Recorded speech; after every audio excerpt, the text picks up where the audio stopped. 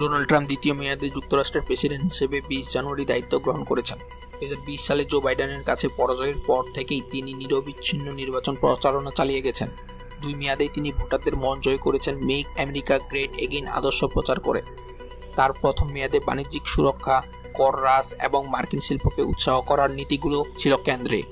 এবার সেই নীতিগুলোকে আরও শক্তিশালী করতে পারে, যা বিশ্ব অর্থনীতির উপর ব্যাপক প্রভাব ফেলবে।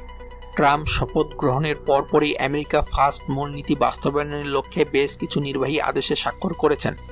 তিনি আমদানিতে উচ্চ শুল্ক আরোপ, আয়কর হ্রাস এবং জ্বালানি খাতকে সম্প্রসারণের প্রতিশ্রুতি দিয়েছেন। তবে তার লক্ষ্য অর্জনে বেশ কিছু চ্যালেঞ্জ মোকাবিলা করতে হবে।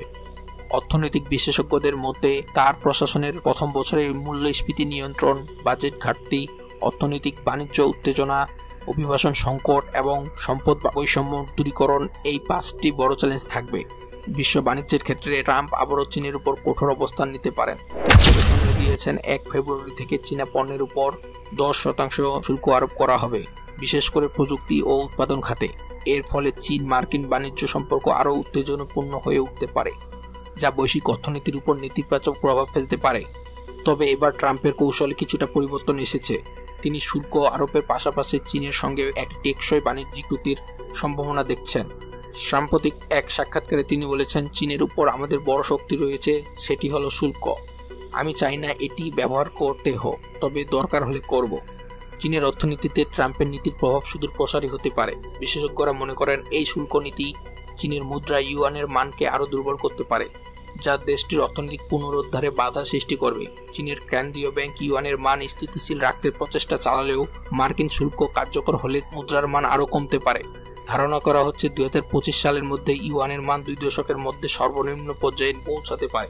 অভিবাসন নীতির ক্ষেত্রেও ট্রাম্প আরও কঠোর পদক্ষেপ নিতে পারেন। তিনি যুক্তরাষ্ট্রে কাগজপত্রহীন 7,25,000 ভারতীয় অভিবাসী সহ বিভিন্ন দেশের অভিবাসীদের ফেরত পাঠানোর পরিকল্পনা করছেন। এতে যুক্তরাষ্ট্রের কৃষি, নির্মাণ এবং প্রযুক্তি খাতের উপর ব্যাপক প্রভাব পড়তে পারে। বিশেষজ্ঞদের মতে এ ধরনের পদক্ষেপ শ্রমবাজারে সংকট তৈরি করতে পারে, যা যুক্তরাষ্ট্রের অভ্যন্তরীণ অর্থনীতিতে নেতিবাচক প্রতিক্রিয়া সৃষ্টি করতে পারে।